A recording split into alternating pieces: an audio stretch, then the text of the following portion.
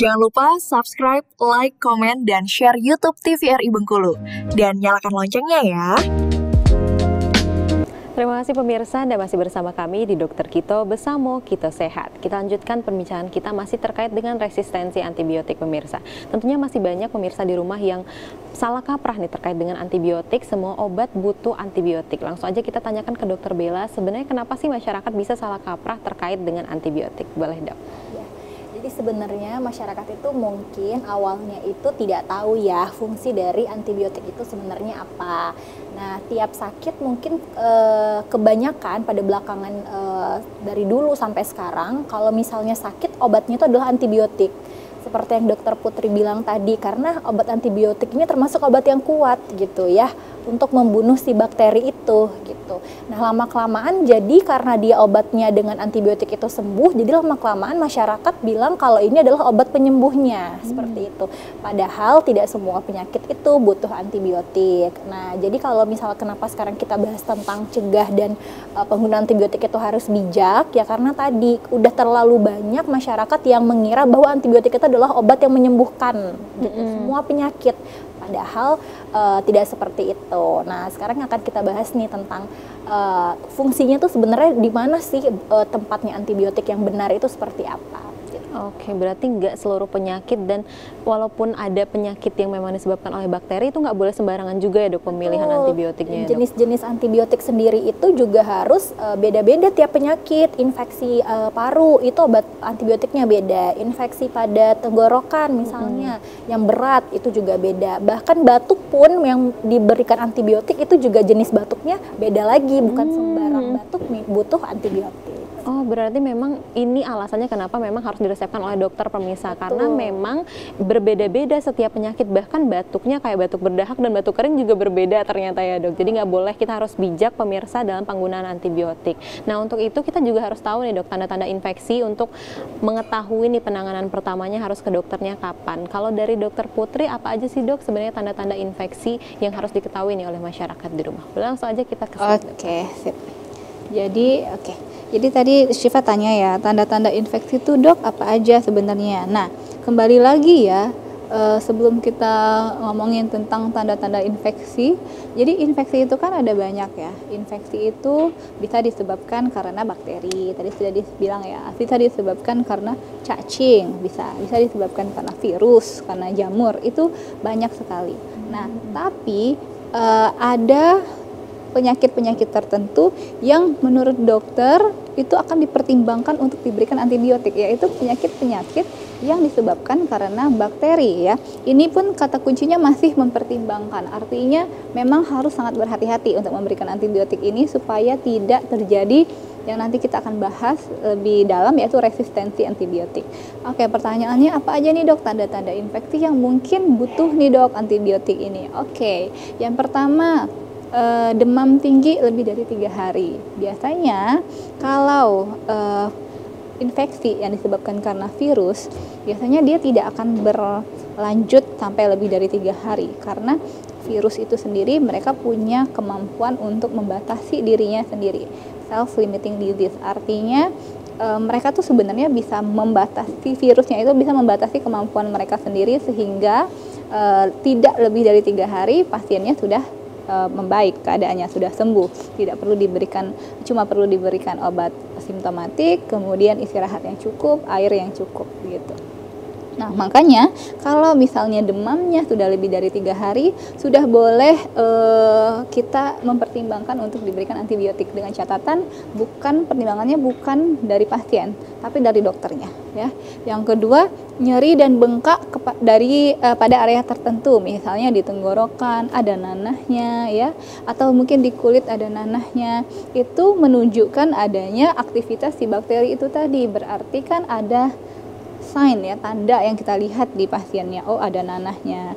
Berarti nanah itu kan bisa jadi dari kumpulan debris di kulitnya, kemudian ada infeksi bakteri di situ. Jadi dokternya akan mempertimbangkan untuk diberikan antibiotik. Jadi jangan khawatir ya masyarakat di rumah, dokternya itu akan mempertimbangkan yang terbaik untuk pasiennya. Kalau misalnya memang ada tanda-tanda itu, maka dokternya akan berpikir untuk mempertimbangkan pemberian obat yang tepat ya.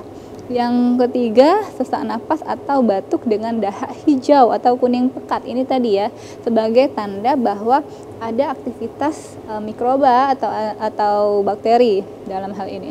Lalu yang terakhir, ini yang biasanya menjadi gold standar ya, atau baku emasnya, perlu diberikan antibiotik, yaitu ketika hasil pemeriksaan laboratorium menunjukkan adanya infeksi bakteri. Nanti kan bisa saja dicek darahnya ya, pasiennya itu bisa dicek leukositnya begitu, atau kalau dia infeksi saluran kemih, urinnya nanti dicek. Nah, itu nanti yang menjadi bukti bahwa pasien ini perlu kita berikan antibiotik. Jadi tanda-tanda ini harus ada terlebih dahulu.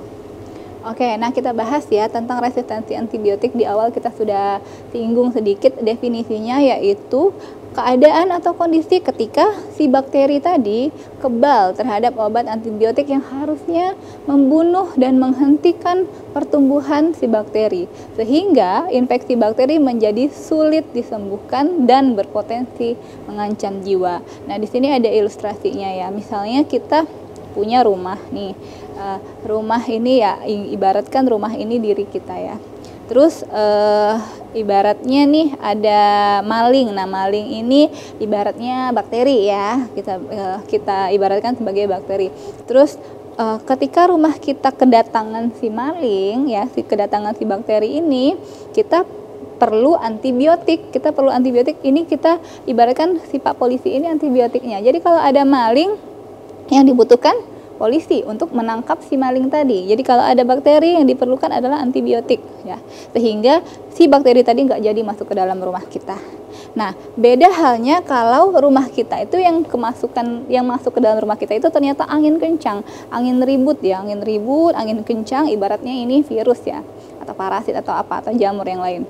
Nah, ibaratnya awan kencang angin kencang ini. Nah, angin kencang ini kalau dia masuk ke dalam tubuh kita, walaupun ada antibiotik ya, walaupun ada si polisi ini, dia nggak akan berpengaruh begitu. Paham ya? Maksudnya si polisi ini kan gunanya untuk menangkap si maling ya kan. Antibiotik ini gunanya untuk membunuh bakteri.